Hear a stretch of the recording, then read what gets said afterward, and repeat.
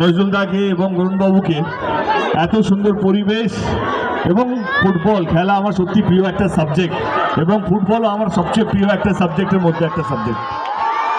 এবং আগামী 4 দিন না 6 দিন, আগামী 6 দিন এখানে টুর্নামেন্ট হবে।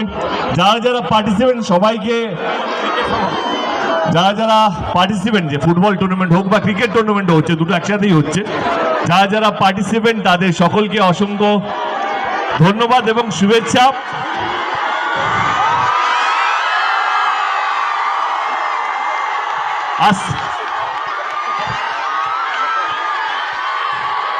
সত্যি ভীষণ ভালো লাগছে, এই উত্তেজনা, এই ভালোবাসা। আসতে বাবু এখানে আসতে লেগে যাবে, আসতে ভালো থাকবেন।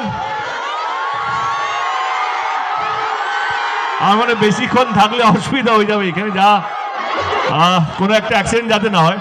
এতটা ভালোবাসা দেওয়ার জন্য হাত জোর করে প্রত্যেকটা মানুষকে ধন্যবাদ। Thank you so much and all the best to everyone. Thank you guys, thank you. হ্যাঁ আচ্ছা, আর দাদা, যেহেতু দাদা উৎসবে ফুটবলে পা মারবেন, ফুটবলটাকে কি করবেন,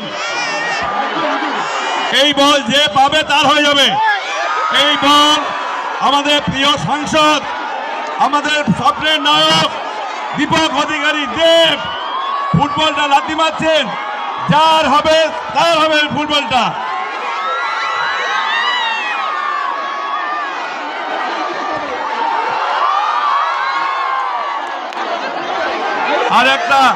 আর একটা মানে হচ্ছে, সবাইকে বলবো জোরে জোরে করতালি হোক দীপক অধিকারী দেব।